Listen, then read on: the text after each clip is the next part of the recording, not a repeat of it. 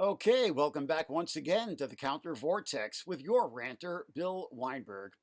ranting at you in the wee hours of July 9th, 2022, from my apartment on Manhattan's Lower East Side. And what I have to rant about tonight is really rather odious. We've been taking note that the so-called anti-war and anti-imperialist left is flatly on the wrong side in Ukraine.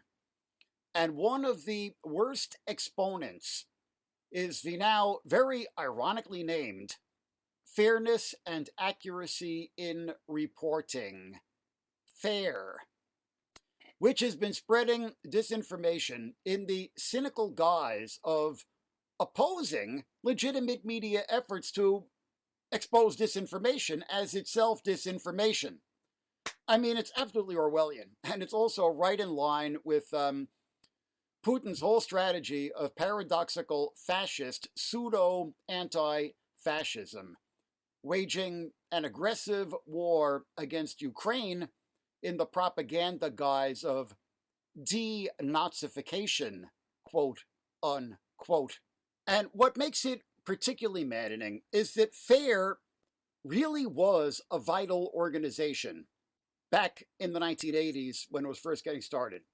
Back when there were 3 TV networks and 3 big newspapers, the New York Times, the Washington Post, and the LA Times, and hating Reagan and rooting for the Sandinistas was an obvious and uncomplicated position. But as the media landscape has utterly transformed in the years since then, they never updated their critique. You know, they cling to the Chomskyan paradigm that we're all being manipulated by the evil mainstream media, and we should support the plucky, heroic alternative media that are struggling to get out the truth. But what happened over the past generation is that the once hegemonic mainstream media became the pathetically unfashionable legacy media, while social media, as it's called, has hypertrophied, and bad actors, most particularly in the Kremlin, saw an unprecedented opening to influence public opinion in the United States by appealing to those on the left and the right who were alienated from the mainstream media, and has cultivated a kind of pseudo-alternative media with these seemingly plucky, homespun, independent platforms actually being manipulated or directed from Moscow through these shadowy entities like Cambridge Analytica and the Internet Research Agency,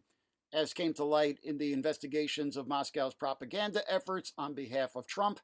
in 2016. Or, at the very least, these pseudo-alternative media are being amplified by actual Russian state media like RT and Sputnik, which has helped to advance Russian political aims among both the left and the right in this country. And as the politics of the so-called left has deteriorated,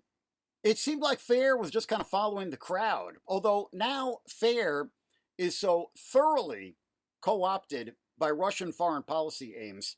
that I really have to question whether there isn't some more formal relationship